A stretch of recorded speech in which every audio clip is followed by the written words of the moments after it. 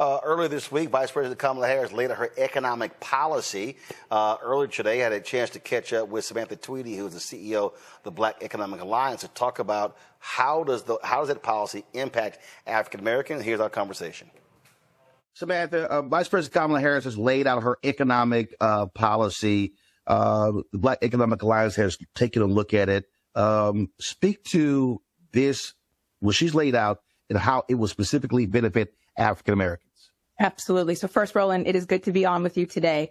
And the Black Economic Alliance is a coalition of Black business leaders who came together with a singular purpose: to leverage the business acumen, network, influence of the Black business community to advance work, wages, and wealth across the entire Black community. Earlier this year, BEA Foundation released our policy agenda to advance Black work, wages, and wealth, with the singular focus on identifying the key policy initiatives that would move the needle on Black economic prosperity and wealth building. Testament to the strength of the policy agenda for Black folks was that within weeks of the release, under the leadership of CBC Chairman Stephen Horsford, the CBC in joint resolutions in the House and Senate, endorsed with all 60 members of the CBC as co-sponsors that agenda. I give all of that background to say, when we look at VP Harris's opportunity economy and the agenda behind it, it is clear to us, full stop, that this is an agenda that is good for Black folks. What I want to get to in a minute is that while that is true, full stop, period, it's also an economy, it's also an agenda that is good for growing the entire American economy. So a couple highlights that we saw in her agenda, which were reflected in our Black work, wages, wealth agenda, things like creating more housing to own and to rent, more good paying jobs, lowering costs. And we see that she's giving more than 100 million working and middle class Americans a tax cut, including, importantly, $6,000 for new parents during the first year of a child's life, making housing more affordable by building 3 million new homes through a new home buyer tax credit, helping more Americans experience the pride of home ownership by providing up to $25,000 for a down payment on a first home, investing in American entrepreneurship, spurring 25 million new business applications in our first term, expanding the startup expense tax deduction from $5K to $50K for new businesses, and I can go on and on and on. The thing that's important to know here is that in addition to creating the policy agenda, we went out and we asked Black voters what those top economic issues are that matter to them for elected officials to prioritize. And these top to bottom: home ownership, renting and buying, being able to advance and expand access to capital for Black entrepreneurs, job and workforce development rose to the top every time.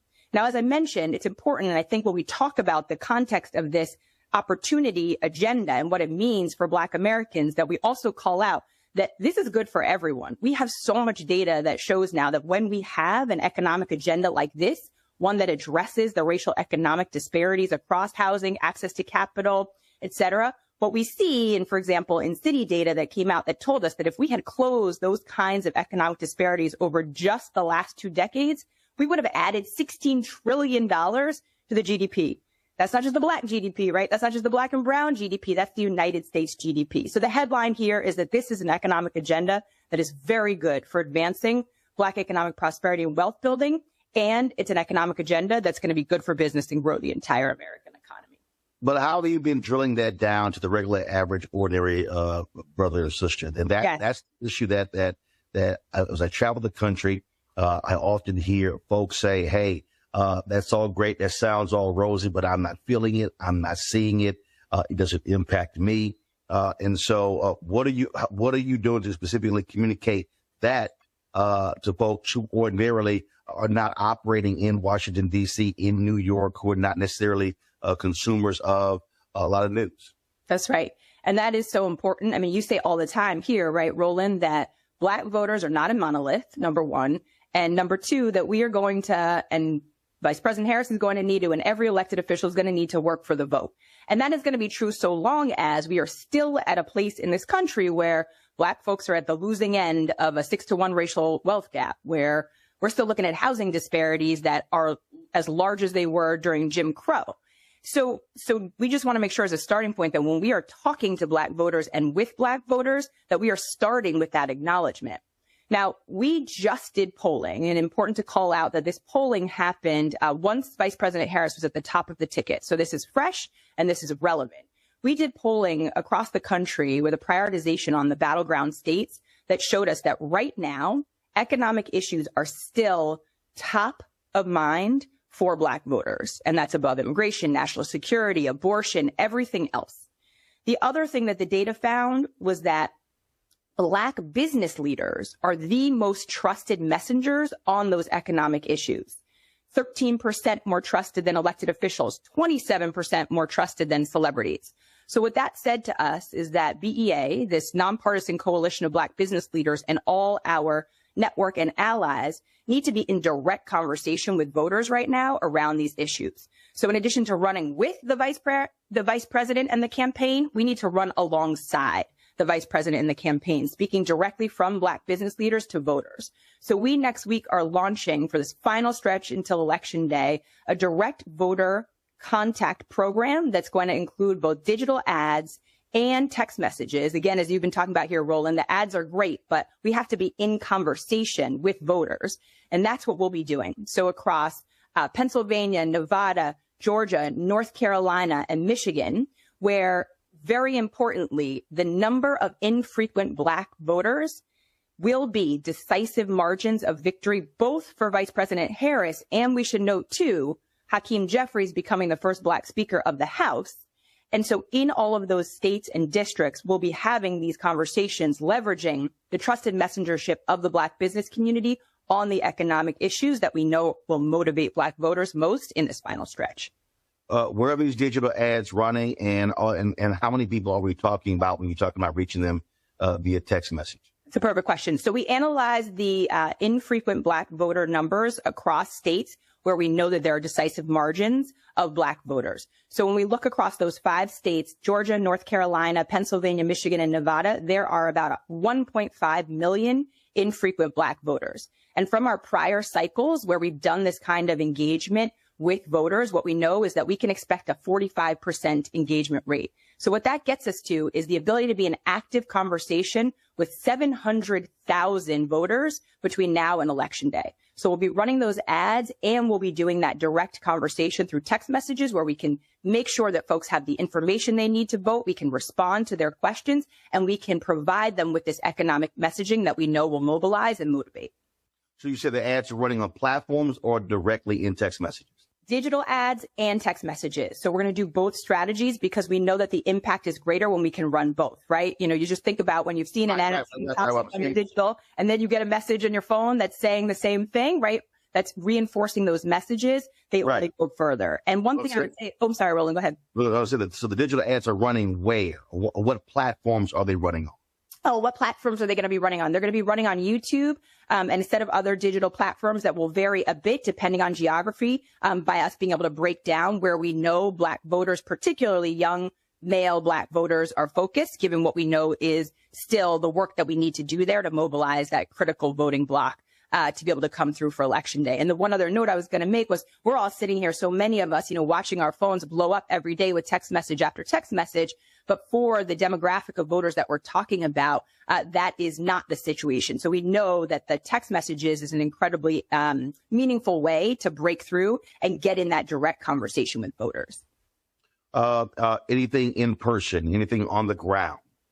So we are doing this alongside organizations that are doing the kind of on the ground mobilization that we know is so critically important, doing what you say, Roland, sort of touching and feeling the voter. At this point, I think what we would all say is that all of it matters and all of it needs to happen. For us as the Black Economic Alliance, we see our highest and best use as being the messengers of those economic issues in ways that we know will break through. So we will be in all of these battleground states alongside our partners who are doing that on the ground voter reg, and we'll be doing the persuasion messaging around the economic issues.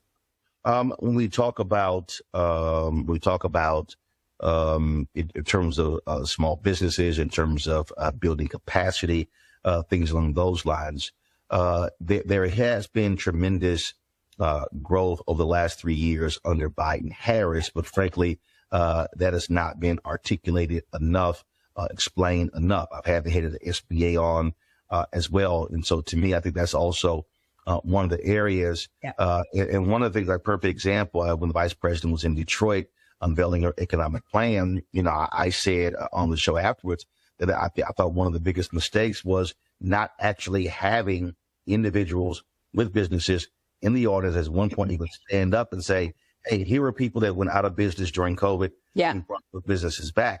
That's to me, that's also a constant, a missed opportunity in many of these states. I think that's right. And actually, that's why back in the spring, the Black Economic Alliance partnered with VP Harris on her economic opportunity tour, where we went with her to all of these same battleground states. We were with her together in Detroit, in Atlanta, and actually doing just what you're saying, Roland. We were sitting there, with audiences of small business owners and local community to be able to do just what you described, which was to help message the successes of the Biden-Harris administration, but also to make it real for folks. And so outside of all of those auditoriums, there would be fairs, where folks could actually go and sign up for these resources, learn more. And it was that economic opportunity tour that really led to the framing for this opportunity agenda that we now see Harris running on. What we said then, though, is that just talking about the track record wasn't enough.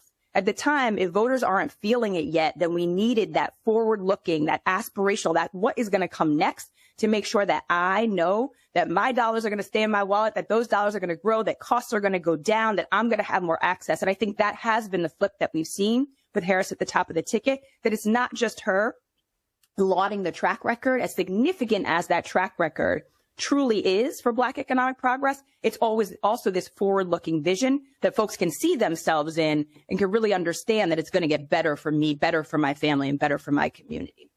How specifically are y'all trying to message to Black men? When you look at the data, obviously Black women vote for Democrats with the highest rate. Black women are second. But when you look at polls out there, when you look at data out there, a lot of these young African-American men, 35, say they are potentially looking at Donald Trump, but it's not like he's laying out an economic agenda. And so, so how are you messaging to them, and who specifically are you positioning to talk to them? Yes. So we disaggregated all of our data so that we were looking not just at Black voters, but we were looking by gender and by age as well. And for young Black voters, economic issues, again, rose completely to the top. And Black business leaders as those messengers rose to the top. Then there were really helpful nuances once we looked, Roland, at the messaging and how you talk about these issues. So, for example, when you talk about lowering costs, which is important to all Black folks, what we saw with men was that talking about this within the context of wages was most persuasive, whereas when you looked at Black women, it said jump straight to lowering costs. And so we were able to learn those kinds of messaging nuances that are going to inform everything that we are saying as we're going out as this coalition of Black business leaders, talking specifically to young Black men. And that's what we have to do. We also have to know that our starting point needs to be to acknowledge the realities, right? If we just jump in, whether it's VP Harris or whether it's us as business leaders running alongside the VP in the campaign, and we start talking about what's coming next without talking about the current state, the pain, the structures, the actual issues that have been holding Black folks back when it comes to economic progress, then our messaging is going to fall on deaf ears. And so that starting point, that acknowledgement has to be the way to open up the door to every conversation when we are engaging young Black male voters. Last point. There are, 39 days left in terms of before Election Day. Early voting is already starting in some of these places. And it is going to be an election by the margins. You look at 2020, Georgia, Arizona, and if you look at even Michigan, you can throw in Pennsylvania, very slim margins. Obama won North Carolina by 14,100 votes. In 2008, North Carolina potentially is a state that is in play for the vice president this year as well. Rural voters, you talked about your text messaging campaign. Have you broken down the data in terms of those voters and what they want to hear? Because their concerns in rural North Carolina and rural Georgia are different than what's happening in larger cities. So speak to that. Yeah, that's right. And that's why it's exciting for us to do this as this national coalition, because we have business leaders in Georgia. We have business leaders in North Carolina. And so this isn't just, as you said, DC, New York messaging that's coming to the forefront. What we're excited to do in the first week of this program is to do A/B testing, where we can take all that messaging and framing and we can put a couple different versions of it out, so that we can see within those very first days, does this message work better, in Atlanta? And that message look better when we're speaking to rural voters. And then we'll be able to share that out with all of the community of partners that we're in this work with, so that messaging is influencing everyone. You made the point that's the most important one now, is that we are in a race to the finish line. And so we have to be moving urgently. We have to be learning as we go, and we have to be connected and sharing all of this information with the group of partners who are all in it in this push, understanding that the Black vote will be decisive and that we collectively have the power to have deep influence over what that vote looks like come election day. All right. Samantha Tweedy, Black Economic Alliance. We appreciate it. Thanks a lot. Thanks for your leadership, Roland. I'll talk to you soon. All right, folks, real quick to our panel here. I'll start with you, Robert. That economic message, if you look at the polling data, you see how Vice President Kamala Harris is gaining ground against Donald Trump, and people closing that gap in terms of her commitment to the economy. And so I think that's one of the reasons why you're seeing it play out in these polls that are showing an incremental lead expanding for Harris. You're absolutely correct. I was with Congressman Jonathan Jackson, who was up in Grand Rapids, Michigan yesterday, speaking to a group of voters, primarily African Americans. And the benefit that Vice President Harris has is that she has a team behind her. She has a roster behind her where you can deploy people across the country to do just as was said, speak to small groups of African American voters, answer the questions, put aside some of the concerns that are being spread by Russian disinformation and COINTELPRO operations online, and tell people exactly what the real economic message is and how it will benefit them. Donald Trump doesn't have that. George Bush isn't supporting Donald Trump. Dick Cheney ain't supporting Donald Trump. Mitt Romney ain't supporting Donald Trump. It really is just him. And by not having that team around him, it's clear that he's the only person that can carry his messaging. And Kamala Harris very much shows what happens when you have a unified government and a unified party that seeks to push these ideals forward. And all you have to do is dive into the analysis of these facts. Every economic analysis has said that Donald Trump's plan to govern through tariffs somehow is complete nonsense. It does not work mathematically. The numbers don't math. The math don't math. If you look at Kamala Harris's plan, you're going to see something that's going to help the middle class. It's just a matter of translating that to where people can understand it. The reality here, Michael, is that again, I think people need to calm the hell down and look at this election, because I hate when people say if the election was held today. It's not. Right. It's not. And so what you're seeing is a candidate and a campaign, again, methodically build. The vice presidential debate will be carrying right here on the Blackstone Network, taking place on Tuesday. I doubt there's going to be a second debate between her and Trump. But again, this thing is building, building, building. That's what you're seeing. Absolutely. And, I've been going through her economic plan that was just released that you just discussed. Black Enterprise has a good article dealing with how this plan will help Black people. And one of the things they talk about is dealing with food costs, groceries. And they talk about how Black families spend 1.5 times more on food than white families. So Kamala Harris, as president, introducing a federal ban on price gouging for groceries would disproportionately benefit African Americans, Black people.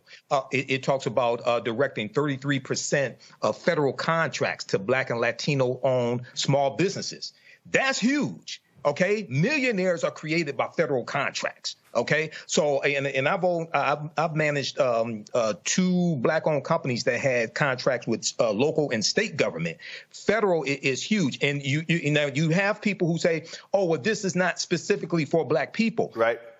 Race-based policies are illegal based upon Title VI of the 1964 Civil Rights Act, Section 601, non-discrimination and federally assisted programs. So people have to understand law, but you can write policies that disproportionately positively benefit African Americans. And we see that. And Jelana, the reality is, I love these people who say, Vice President Kamala Harris, she's copy and pasting Biden's economic plan.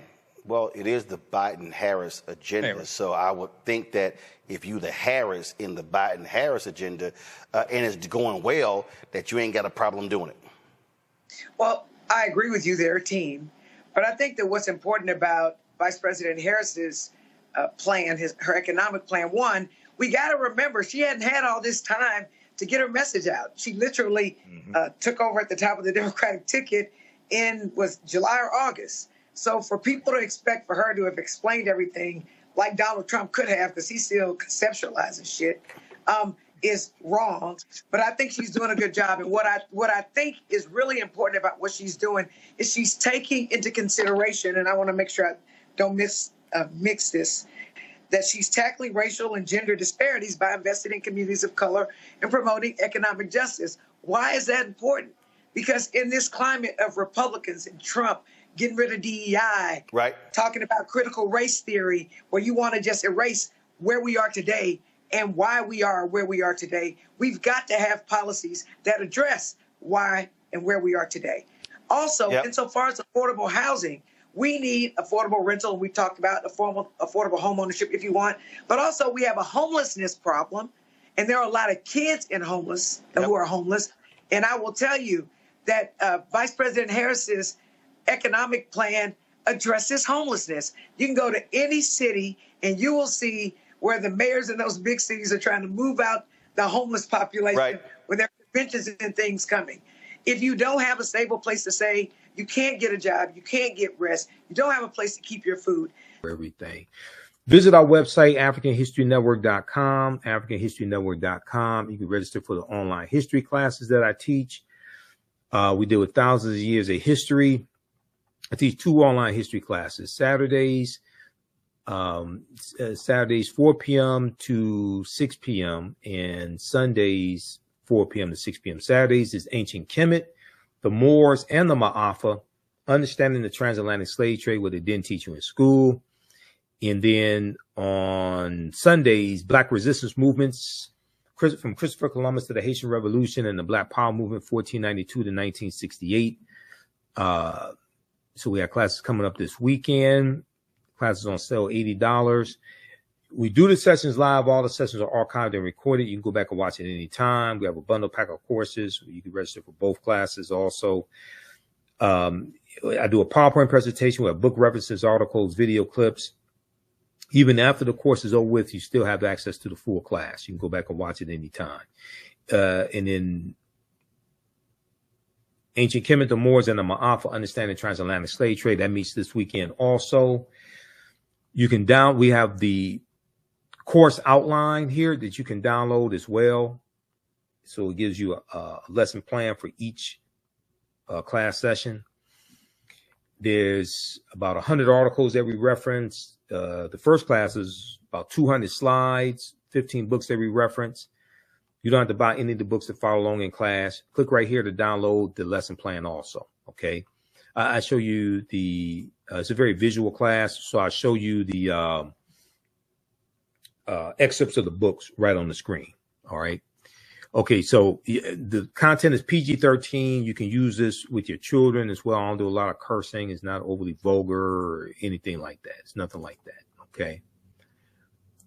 Let me see. I just want to make sure I get through all these.